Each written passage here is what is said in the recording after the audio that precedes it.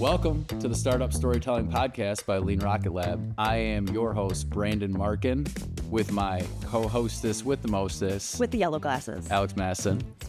On the Startup Storytelling Podcast, we tell the unfiltered, unedited, behind-the-scenes stories of amazing entrepreneurs in our community, and we've got an exciting episode for you today.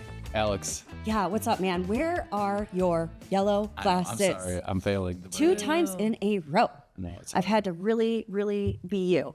You know, I've really had to come in here and be you. You're doing great. You're doing great. Well, I'm really excited because I have a friend. We have a friend here today, Paige Fuoco. Did I get it? Did I say it right? You did. Yes. Snaps. Okay, snaps. Yes. Okay. Yes. She owns Hoyden Branding, which actually started in Adrian, Michigan. Correct. Correct. But you're full remote now. Are you I not? am. Yes. Anywhere in the world. Anywhere in the world you can be. Holt, Michigan. So it's bleak, but it's fine. It's fine. Well, Paige and I met. I don't even remember how we met. Actually, it was through Molly. It was through Molly. The yes. previous owner of Hoyden Branding, which we're going to get into because your story is very interesting. Well, thank you. So take us back to the beginning because you are a Canadian. I am. And you came to Michigan to go to college, correct? Correct. And you went to Adrian College. I did, to play hockey. Oh, okay. Yes, really? That's right. Sweet. Yeah, that's right. Ice hockey for my fellow. I'm a dual citizen, so I can say fellow Americans and Canadians. So everyone's like ice hockey in my world. I'm like, what other type of hockey? I forget there's field hockey. So yes, make that clear. Ice hockey. The Canada precursor kind of implies that. So who were you rooting for in the Olympics most recently, where the U.S. won both gold medals? Listen. It was a win-win for me. Okay. I think I would have went either way, but I'm not gonna lie, I was pretty pumped that the U.S. won, and in the way that they won. And I love that it was like the men's, the women's, and the Paralympic men, like so many golds. It was just it was amazing. So yeah, we were actually in California watching that game, so it was a 5 a.m. wake up call for us. We set our alarm. You did it? You woke up? Oh yeah. All right, that's mad props. Yeah. Well, my husband and I both played hockey. He actually coached me. That's a story for another day. It. I didn't know that. Yes, I didn't put that on my timeline. Yes, he coached me at Adrian, and then we fell in love. Oh, and then he stopped coaching me because it's frowned upon. So. You gotta love the good coach-player romance. It was fun. We had fun. We'll have drinks about that one. Yes. The After Hours episode. Yeah, the After Hours episode. I think so. Yeah. So now let Brandon take over. I know I'm gonna be like today's I'm going to probably take a lot of the questions, but one thing that I would love to know is when you were at Adrian College, did you have because you are a branding agency? Yes. So Hoyden Branding. Did you go to school for marketing, or tell us about kind of how that came about? Yeah. So I went initially, I was going to do interior design because I'm a big, just creative person in general. So I was like, hands-on stuff. I wanted like an architecture kind of background, that kind of thing. Realized just how much physics, like you should know that. But then I went into it and I was like, oh, right, the physics component. So I was like, all right, interior design is kind of my like fallback, if you will.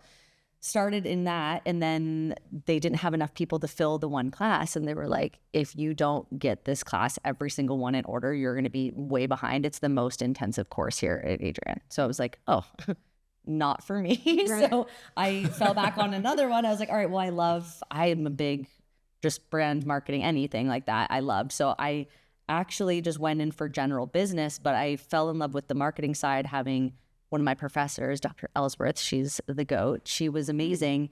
And she like made me fall in love with branding because she would bring in these like PR kits from Williams-Sonoma and all these different really big companies that she used to work for. And I could see the story like physically coming to life. And I was like, got to do this. So that was kind of what started it. And then I like inadvertently got an economics. Like I was supposed to get my associate's degree, but it was double dipping. So I just got a minor, but have I used that since? No. Economics minor? No, absolutely not. So yeah, that's kind of how I fell into it. So business major. And then, I got the job, an internship, I should say, at Hoyden, tail end of my senior year. And then I haven't left since. Yeah, tell us about that. So you graduate college at Adrian College, and you get this job at Hoyden Branding, which at that point was owned by Molly and somebody who... Sarah. Sarah. Molly and Sarah. They were co-owners. Yep. They started it together, and it was Hoyden Creative Group at the time. Okay. So I came in BS'd my way. I'm gonna Yeah. Okay. not cuss. I'm gonna do acronyms. I BS'd my way through that, saying like, "Oh, I so can." nice of you. Thank you. I can do design. I can do all those things. And I was like, I've done one graphic design course like in high school. Never actually did it. And I was like, yeah, I've got it all figured out. So I went home and learned it. I was like, all right, got to learn Adobe, and just went from the you tell me what to do and I'll figure it out role all the way. Then I became our junior designer, our senior designer. And then I was like, I can't stand being behind a computer the whole time. Like, I'm a people person. I have to be out there. So I asked, I was like, what can I do differently? And they said, how about strategy? And then I started doing that, which is really just a fancy way. Our brand strategist role has always really been our account manager role. It's just a fun way of putting it. It feels more on brand for us to say that. So that's what we did. And yeah, just kind of slowly went into that role. And I still design every day. Like, I'll pop in and do things. Yeah. My designer's always like, stop it. It's not your job anymore. I'm like, yeah, but I just want to like dabble, So she's my, I say accountability buddy, because she holds me accountable to not get in the weeds. Yeah. But I digress. So yeah, that's kind of where it started. I've had every title, I think. Just every year I would like change and get new business cards and just continue to evolve. So That's amazing. all the way up to ownership, That's amazing. which is the second half of that story, which I keep going, but I'll pause there. Let's dive into it. I just want to ask. So we try to have people on the podcast that have cool businesses, but also people that have different perspectives in terms of what they do as an entrepreneur, how they got there. And so obviously you took a different path than some of our other guests, and that you didn't start the business, but you knew you wanted to be a business owner and you bought the company. And so that's a pretty cool journey. I think personally more people should buy businesses than they do. And, there's awesome aspects about starting your own company, but sometimes it's a really good path to go down. So talk a little bit about how you got in, how you bought the business and how you came, to that path. Yeah, absolutely. I would say entrepreneur adjacent. There you go. I'm gonna mix that in again. Yeah. So it was kind of, it's interesting. So I sat down with Molly. I think this was, in some point during COVID. We sat down and I was like, hey, what can I do? Like, I want to continue to grow. Like, I knew my whole life, didn't know if I'd ever get married, have kids, but I knew I really wanted to have a really good career. That was always my thing. So I was like, hey, I'm ready for the next thing. Like, I've done these roles. What can I do now? And she was like, well, that's funny you say that, because I was going to see if you were interested in purchasing over like a 3 to 5 year plan of taking over the business. And I like paused for a couple seconds and I said, F yeah. F. Yes. Let's do it. So I did that, and then off we went. So we started planning. And then actually what happened was Molly experienced long haul COVID. She got COVID and experienced all of essentially like the worst things to an extent that could happen. Yeah. So she just like mentally couldn't really do what she needed to do to run the business, had a lot of personal things going on with herself, her family, those types of things. And she was like, I'm just not fit for this anymore. So what was supposed to be 3 to 5 years, like quickly became about 2. So that was kind of how it all started. So we started the conversation, yes, and I just kind of started slowly moving into that role anyway, and she would just kind of take a step back as we continued to work toward it. And then we did our valuation of the company in March of 23. All of that was good, did all the other stuff, and I had taken over officially in January of 24. So it was really quick of a turnaround. I mean, we were prepping for it ahead of time, but I mean, what's like 9 months essentially of like getting it done. It was really, really fast. So I'm grateful for it. It was kind of just like throw me into the wolves and see what happens, but it's been great. And luckily my team, I mean, they're very aware of like, I'm doing this for the first time. So like, I'm very open with my team and they know like their opinion very much matters and it's gonna, so was she, by the time you took over, was she out of it because she had the COVID issues? Like, was she not working for the business anymore? She wasn't doing much. Yeah. She was essentially just the ownership role. So I was in the senior brand strategist role there. And that's kind of, if we think about the story of purchasing and like why it's a good option, what helped was because I had built it so much with her in the years before, like that allowed me to have like, it's funny to say like a discount on the purchase price of the business because I actually played a significant role in its development. Part of the success. Right? Yeah. So, and I said Sarah before, so Molly and Sarah started it. And then Molly bought Sarah out, and she went, and actually we've worked with Sarah for many companies that she's been with. We've worked with her as their outsource agency. So it's been kind of cool that way. So that's where it was just Molly toward that tail end. And then, it was just one of those things where on paper you see the valuation of company. You're like, I don't have that kind of money. But then you realize like small business loans and then all those little things you just how'd you do know. it? Yeah, can we talk about that? Because I think one of the questions, like based on what Brandon's asking you, is I think sometimes people was like, how do I even start to know? Where do I go to get a valuation of a company? Or who do I talk to? Or if that's something that I want to do, where do I get connected to? So can you talk to us about that? Of course. Yeah. So we use Drew McClellan, who runs, oh gosh, I'm not going to remember exactly. He like specializes in. Yeah, he's a broker for banks. Yeah, exactly. Like all agencies. Yep, exactly. So we actually flew him and his, I think he had someone else with him. We sat down in Jackson, actually, at the hotel right on the weird intersection. Oh, yeah. Yeah, we went and rented out a conference room, and we just went through all the stuff. He drilled me with questions, Molly, all that stuff, and then basically making sure that the direction I wanted to take the agency was viable, and then did all the research, all the other stuff to do the actual valuation of it, and like created this essentially like playbook report that was like 30 pages of this is what we see and this is why we're valuing it at this price point. I would never have known where to start. Molly had been connected with him for a while, like using him as kind of like a mentor in our space. He's just a really, exactly. So it was a pricey ask for him to come in, but it was worth it. It was all, I wouldn't have been able to do it without that. Right. And I totally agree with that approach. You know, as someone who's bought an existing business, I think as an entrepreneur, there's a lot of times where I'm like, oh, we can do this ourselves or figure it out ourselves. That is an area, at least the first time or first couple times, where I'm like, those experts, those people that come in and can help guide you through a transaction like that is like mission critical, I think. Oh my gosh. Yeah. I couldn't agree more. There's just so many landmines. There's so many ways it can go wrong. So many ways you can miss the valuation mark. And so that's really cool that you had an agency specific person, broker come in to help you with that. Big time. And you think about all like the legality, like I still don't know half the stuff. Like I'm learning all the benefits and all those things, like short-term disability, I've learned all the things, some of them the hard way, but it's every day you find out something new. Like if for people, my advice would just be in general, like don't think you need to know it all. Like right. You'll be people who know it and you just have to be okay with it. Like I was like, Molly actually stays on as my bookkeeper, which is great. And so she still kind of has skin in the game a little bit. And she's available for any sort of like strategic brainstorming. If I'll call her and be like, hey, this is going on. Like, did you ever experience this? And so it's really great. We have a really close relationship, which I'm so grateful for. Right. And having her like at kind of my disposal has been huge. So it's a very unique situation. Like not everyone's going to get that.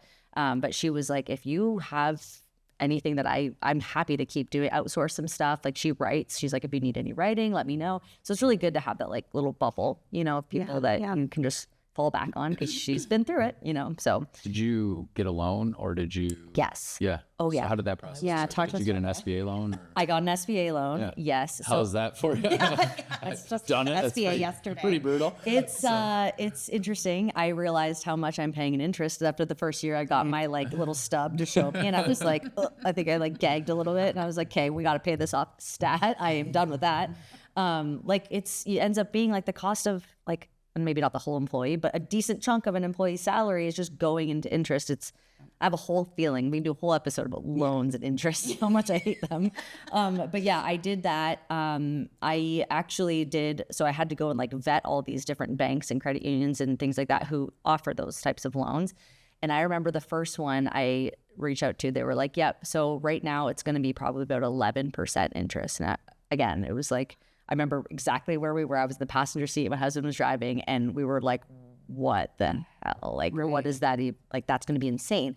And then we got it down to, I think, like 8.25, and I'm just waiting for that refinance. I'm like, okay, you let me know when we can do this. But saved a few percent. But yeah, I had to call around. You have to shop around, ask questions. Like, okay. But it was also a pretty expedited timeline. Like, remember, this was supposed to be over the course of a few years. Now, at this point, I had like a few months to get all this rolling and get it done so that I could have a clean break on the end of 2023. Right. So yeah, that was how we did it. And then did you do any capital stack or was it a full SBA loan? And did the business broker recommend that to you, or did you just kind of research and figure out what would be the best move for you to purchase the business? So it was an asset purchase. So so the entity, like that's why it's Hoyden Branding now. So the name changed, but everything that the business owned got shifted, right? So, and I don't even know if that's exactly what you're asking, but that's kind of how we did. That was a recommendation from Drew, who was doing that valuation meeting with us. So he was really knowledgeable on like, if you wanted to go this route, this is what it would look like versus asset purchase, all that stuff. So we weighed the pros and cons, and obviously there was a little bit of back and forth, right? Because it had to be what was good for Molly to sell, but also not, kind of screwing me over for purchase. So we had a really good happy medium there. And then there's other things that you can do, like so Molly was kind enough and willing to, the down payment piece on the loan and all that. So we have a promissory note. So she would put a certain amount in, and then now after the 2 years, I can now pay her back for that initial like kickstart into the business. So there's all these different things you can do. Which I feel like just figuring out a good deal that works for everybody is like half of the battle, and it takes, creativity and vision. It's not simple, and there's a lot of unknowns when you've not done it before, and so that's impressive, just figuring that out. For anyone who is interested in buying a business, I think 2 books that a mentor and friend who had bought businesses recommended to me, David Shirky, who's a Lean Rocket Lab board member, gave me the book Buy to Build by Walker Diebel.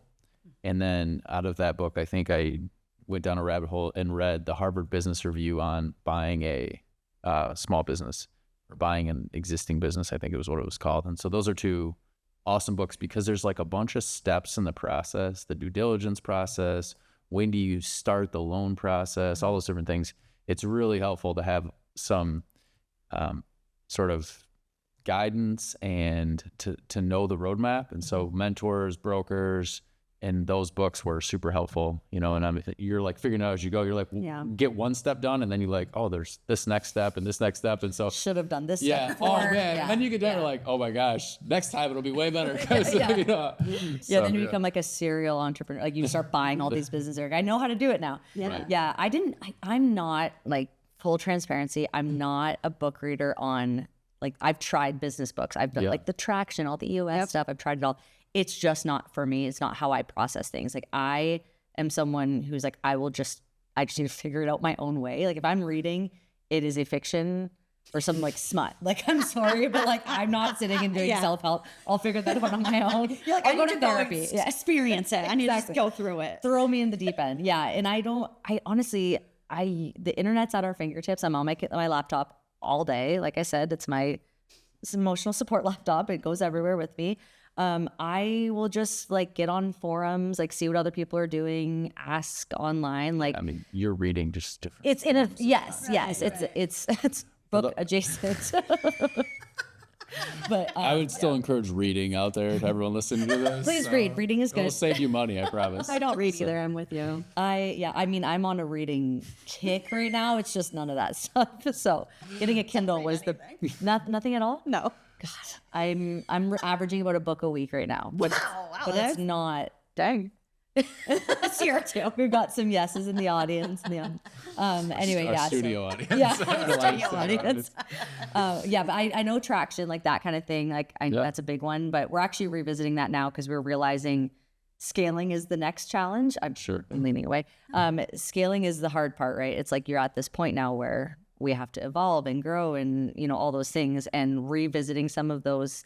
It's more process gut checking on like how are we just taking note of how we're doing things. Are we doing it the right way? All those little things. So that's where we're bringing back some of those methodologies. But I love EOS and Traction, so I'm excited to hear that you're visiting it. I think it's incredible. We use it as EOS. Everyone. Gino's a friend, actually. I know Gino. He's a cool guy. Really? So, no, I mean, we've just acquaintances, but he's a very cool guy. So Hangs out at Brennan's house. Well, I did the Entrepreneurial Leap Academy. I think it was, maybe 2 years ago now.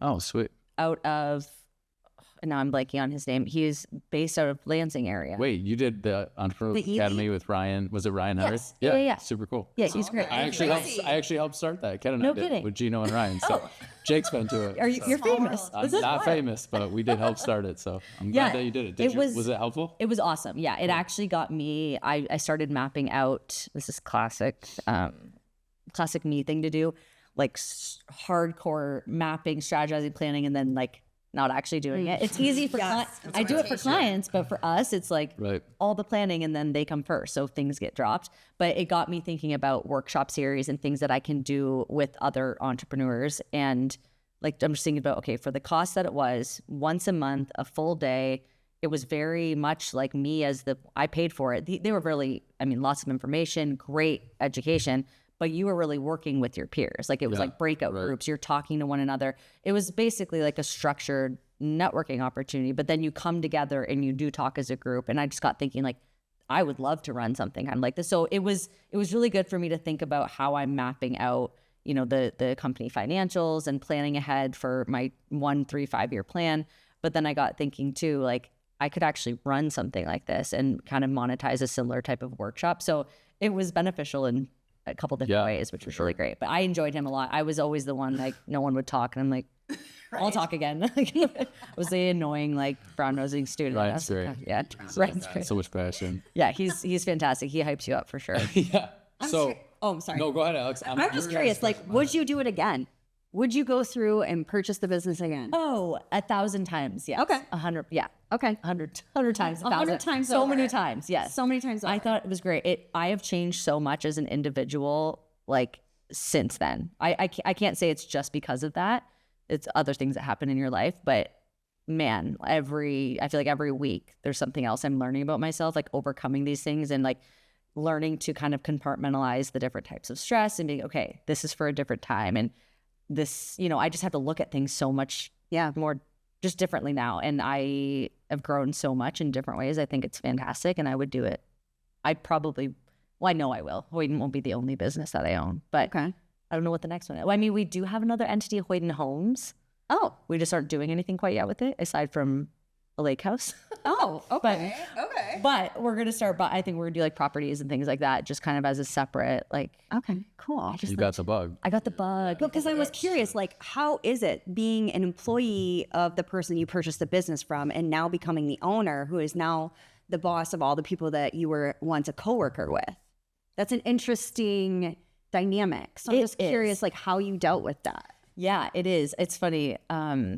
We say this a lot. I'm always like, you hear about other people's situations in their businesses. And I actually do use my husband a lot because his company, you analyze it. Now that I'm in the seat, I'm like, it's not really that hard to just be a good boss because you just have to be you have to be oversee the things and put your foot down and do that, make sure it's running smoothly. But you also just have to be a peer. Like I don't expect anyone to work harder than I'm working. Mm-hmm. So like I am setting a precedent. My girls know I am grinding. I'm not expecting to like get the biggest paycheck while they all do the dirty work. Like that's not the expectation. I'm very open with them. I am also very like, because I was on the other end of things and I was the employee and I had a really good, like Molly was fantastic to me. Having that be what I learned, I knew it's an empathetic perspective. Like I know if it were me, this is how I would want to be treated. It's the golden rule concept, right? And what I've been trying to do is like, it's not hard. It's like common sense type stuff. Like what can I be doing a little bit more for you? Like I just purchased today some little gifts I'm going to be sending out like every couple months. I like to send them like a little package of stuff and like, all the different things you can do that people don't, like student loan repayment. There's all these other things that are like tax strategies that help me and my girls, and it's custom to each of them. If you don't need it, okay, what else can I be doing for you? So there's a lot of that like open conversation. And we're also, if we had 50 people, maybe I couldn't be doing quite as much customization as I am now, but How many employees? 6. So very much boutique. I am looking for a creative director. Oh, okay. Anybody need a job? Shout out to the creative directors out there. Yes, I do need one. Share this podcast. Yes. Please share this podcast. Yes, absolutely. Well, the funny thing is, just really quick backstory here. 3 of the 6, not I was not one of those three. We're pregnant at the same time this year. So that threw a fun, Man. wow. Yeah. We have all women. We're kind of No comment. No comment. going through that. It has been, I'm so happy for you and your families, but Yeah. what's going on? What's in the water? Yeah, all women. I should have started with that. We're all women. I have nothing helpful to contribute to this conversation, so we'll leave it alone. And like, I either need to hire. I don't think this is. I am HR. Right? that's why it's You are I'm like, I'm HR now. That's why you added Claude and Chad to the team. Exactly. Yes. They don't get pregnant. Men adjacent. I'm telling you right now. She won't hire men, but she's got some AI agents. Yes. And they're crushing it, and they don't take maternity leave. No, I I'm sorry. love that. I love that. We've been talking about maybe having them give us an image of what they view themselves as, like Claude and Chad, and then putting them on our website. She's talking about ChatGPT. Yes. She calls it Chat. Claude, yeah, these aren't real men. These Chad and Claude. They do the work of 10 men. They though. do. They do. Wait, I have a question. So you have an agency, which is like a industry that's, I mean, rapidly, like every industry, but like rapidly being changed. Oh, yeah. AI. Big time. I find there's two groups of people. There's like, we're going to put our head in the sand and ignore it. And then there's people that are like, we're going to leverage the heck out of this and use it to change our business. And so how have you been using it, and what are you learning so far? And what are you thinking about the future of your business and the industry and the tools and everything around, you know, Claude and Chad and the other men working in your company? It's a The AI agentic men working in your company. Yes. I'm going to answer this in reverse order. I'm terrified about the future of AI. Honestly, it's so, if the after hours episode with some drinks, I'll start sobbing. It's just advancing so quickly. To your point, like it's rapid. There's a lot of endings in those podcasts that are not super exciting for civilization. Like, what did we learn from like iRobot? You know, like didn't we go through this already? But anyway, a conversation for another day. But we are very much utilizing it. We're walking a fine line. So I have a little backstory on a client that came in to give you kind of an idea of how I like just think about it now. So we had a client come in for a complete rebrand, which was fantastic. We did our whole presentation. They loved it, went back to the board. We'll learn to not work with companies with boards anymore. Yeah, it was really tough. And not to mention very senior board. It wasn't like a young board. Yeah. So what we do is we have a tool that we use that we dump all of our research and all of our our discovery notes into, and have it, like, we use AI as a drafting tool, essentially. Like, I have a lot going on. Give me ideas based on all these things that we uncovered, spit it back to me in this format, and then we'll take that as kind of a starting point to, you know, edit, revise, and get back to the client, or start designing and use that way. So what's what we did? We did a whole strategy on why we did what we did with the brand, all based on our several hour discovery with them. And we presented them with, it was about a 50-page report. Like, it's really, really meaty. And then we do our own custom presentation. So it's fully branded. It has all the main points that we really need to move the needle, but they have all the meat behind the research in a packet. And they were like, so the women that we presented to, they all loved everything. They're like, this is fantastic, exactly what we were looking for. Sent it back to the board, and it was like, oh my God, the most unhinged responses, like ripping us apart. And we were like, what just happened? Like, they were saying, like, they clearly don't know what they're doing. This is obviously just a bunch of AI. They're way too young. Like, they're inexperienced, like all this stuff. And we were like, we know how many hours we spent getting all what we needed. And if you wanted us to write out 60 pages of a report, that's your entire budget. Like that, right? That is most of the money you just wanted us to use. Like, we're using these tools so we can actually put more effort into the things that aren't being done with AI. See, that's an interesting spin. Crazy. That's an interesting spin, though, about the amount of money or the budget that you have for something like that. That you have all day. Like, come on, right? And all it is why would I work? It's work smarter, not harder. Like, why would I do all that time when it's just really typing things out, when you can go and source it? I can review it, make sure it's accurate. Okay, this is looking good. This is not. Go fix that. We probably went through that 3 or 4 times back and forth, and then just our own copy editing before we gave it to them. And that was already several hours. So it was one of those things where it really stung at first. I was like, wow, I can't be using AI. And then I was like, no, it's the wrong people. We're just working with the wrong people. Because I have other clients that we work with who's like, we call him Chad now. Be like, have Chad run this. Great. And then like, that's what we do. We like use them as like a personified tool essentially. No, it's and those are smart, the I types think. of clients that we need to have. And I think it goes back to the last podcast we had with Aaron Cole from Donation Bakery. And I had asked him, like, how do you deal with the growth in a small business when customers are asking you for things that you don't maybe want to provide? I think it's just like another way. It's like, it's just not the right customer fit. Yep. Right? Yep. And you have to know when to say, no, Yeah. we don't want to work with you, or this isn't a good fit for us. And that is so hard. Like I think about, again, like scaling is hard. If you look at, it's easy to say yes. Like if we have the capability to do it, it's like someone's like, yeah, I have $5,000. And I'm like, okay, on paper though, we're not starting that type of project for anything less than 20, but I know we could knock that out really quick. It's so hard to not just be like, yeah, no problem. But you have to say no. And like, you have to put your foot down, or else you're just going to continue to have those like small potatoes when you really want those bigger types of clients. So I'm learning that as we go. Luckily, being remote, we also have like anyone at our fingertips. Like we work with clients like California. I was out there, that was with a client. And then I was out a few months ago out in New York. So literally coast to coast of clients. And you realize like what is working and what's not. And I just know now, I've learned all the lessons the hard way. Non-negotiables, if you're going to have an opinion on the outcome, you must be part of discovery. So that board was not part of discovery, but they had a lot to say. Yep. So that's a non-negotiable now. And then those little things, like what are like, thinking out loud now, like maybe I should be asking, what are your views on AI before we start a project? Because we're not going to use AI to build your creative. Like we're all designers at heart. We're going to do that. But yeah, I know how I always say, I got my AI is working on overtime. I have so many ideas, like process this for me and spit me back something that actually makes sense. It's not just like word bomb it. So it's just people's perspectives, and it's not going anywhere. So you got to kind of get on board whether you want to or not. So What is like the biggest change you made when you took over the business? What were you like, this is the thing? And I know you're going to want to answer this, so we're not trying to like disrespect the ladies that you bought the business from, but like, what was the thing where you're like, man, now that I'm in charge, I want to do this different or better, or this is the biggest problem and I need to solve it? that is a great question. Man, I don't even know if I have an answer for that right off the top of my head. I know that me being in the same age group as the rest of my employees, like we're anywhere from 26 to 35. Like that's our bucket. Prime baby making. Right. It starts to come together. It starts Makes to come sense together. now. Yes.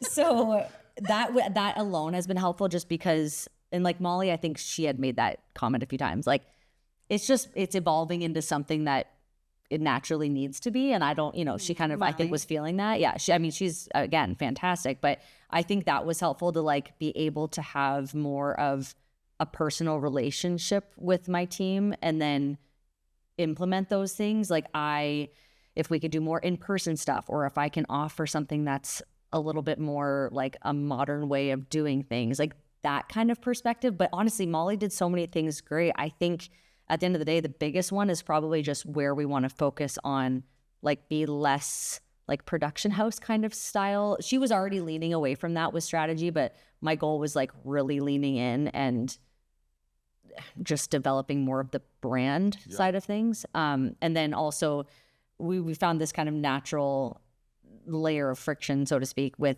certain types of clients. Like I have most of the best clients I work with are all men, and they're all difficult, but in a good way. Like I love them. They're my favorite ones. Like no offense. Sounds like Brandon. Yes, exactly. No.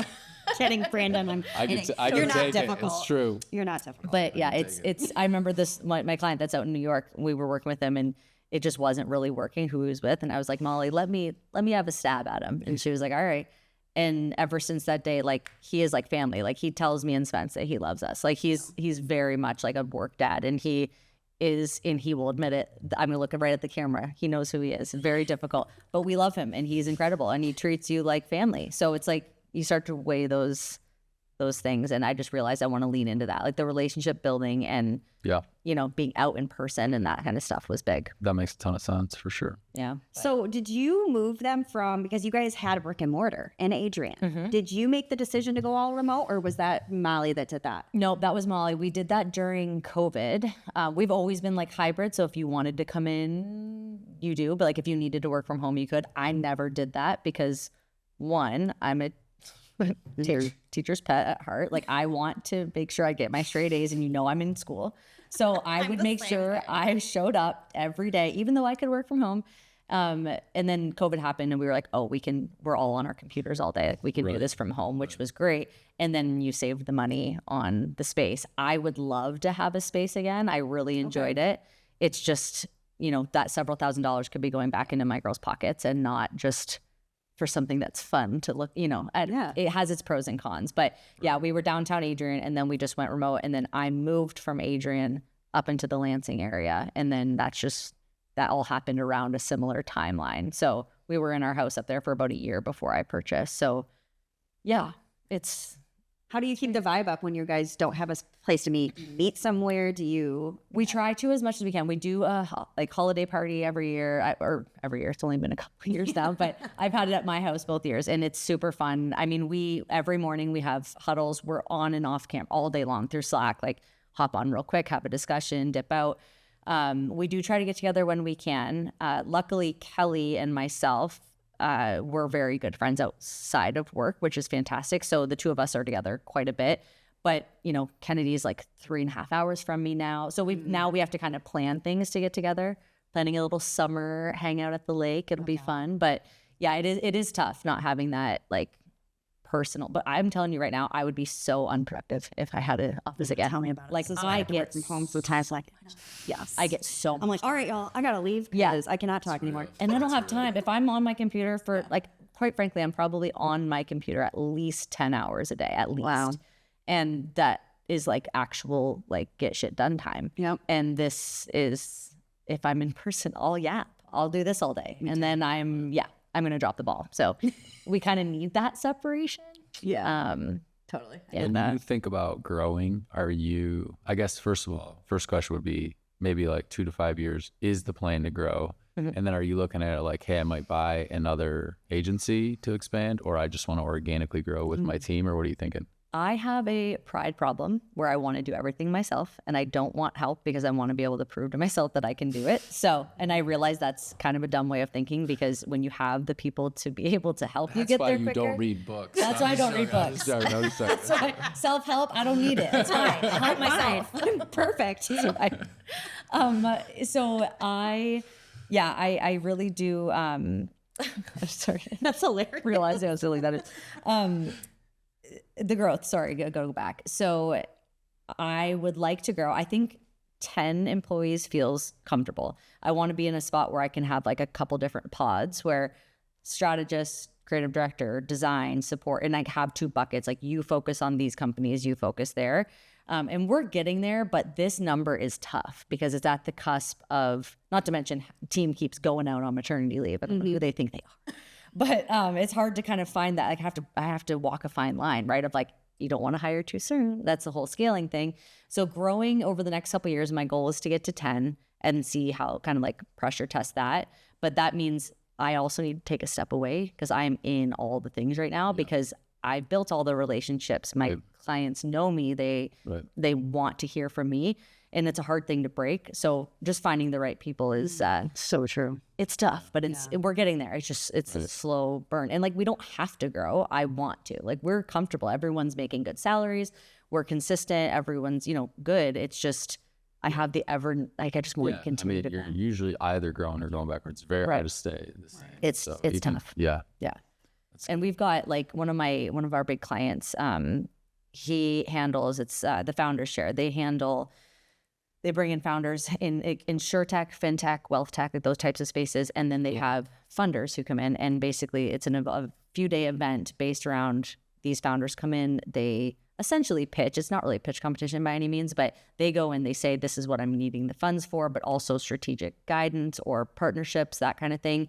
And I've built so many relationships with these funders now. And at the last event, the one was like, why aren't you up here like saying yourself? I'm like, I don't know, because I have too much pride. Like, I want to just do it myself. He's like, if I had someone that came in when I was your age and said, here's the money that you need to go do what you need to do. He's like, no, much quicker I would have. And I'm like, yeah, that's a good point. So then you start weighing those options. Like, do you want hands in it? and having those partners and get yourself, I could hire the remaining 4 right now with that investment. Right. But do I want to owe more money? Like, then I think about like the debt piece and like all those other like, now you things. have a kind of boss. Yeah. Yeah, it's tough. Luckily, they're all really great, fantastic people. Like I would be lucky to be partnered with them. It's just There you are gotta just be all those things all create consequences, good and otherwise. You just have to understand going in, right? big time. Pros and Whatever cons. kind of money you take has implications. Yep. You know, whether it's investors or a bank loan or partners. You know, streets. and lots of them are good, right?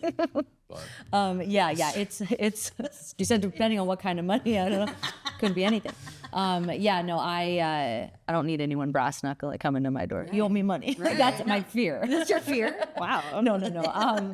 It's just, yeah, it's tough. You got to weigh that. And they've said a million times, like, you have to be all in on what, like, you need to know for sure if that's where you want to take it or not. Because if you do it feeling like out of obligation, it's not going to be a good fit. And you're going to just end up stressing yourself out more. And it's going to be, you know, all these, going to be a negative more so than a positive. So there's a lot to weigh, but I've definitely been considering it. And it might come to that point, maybe at the end of this year, it'll be like, all right, I really need to consider that. If I want to grow, I need to have a little extra cash flow just so I can comfortably get there. But I am a frugal person. So I'm always going to go for the deal. Make sure that bank account's nice and high. Then you realize the government just takes half of it at the end of the year. So I'm learning that too. My first year of taxes was Oh gosh, that's always spicy, the worst, right? Spicy, yeah. Well, we're getting the hands to this segment is presented by Lally Group. Go ahead and get your tax prep done. So, Oh, okay. you can work that in. I think they sponsored a podcast, right? Yeah. So, Okay. Get that. I don't know. Bradley. this is Oh, for you. okay. Yes. Bradley's on Lally Yes, Group? Brad. Okay. Bradley's on our board at What's Lane up? Rocket Lab. So there you Snaps. go. Yeah, snaps. Okay. That's great. Well, we're getting the wrapping up. So I want to Okay, know. yes. I want to know, what does the future hold for Hoyden? I mean, we've already kind of talked about it, but is there anything exciting that's coming up, or anything that you want to tell our audience that they should be looking out for, like your podcast, The podcast. or anything like that? I love Please, that. Thank please, you. this is your moment. I get to plug all the Yes, things. you do. Okay, podcast is Hoyden Hang. And Love it. yeah, thank you. Alliteration. We're literally just hanging out. It's a whole thing. Swearing and alliteration. We cuss a lot. Yeah, there's it's unfiltered for sure. That is me and my coworker Kelly, the two of us. And again, we're 20 minutes from one another, so it makes it really easy. So we're doing that. But I do want guests and I want input. I want to expand that. So yeah, if anyone is like, hey, interview me for fun, let's do it. I'm learning as I go, right? Wow. So that's really cool.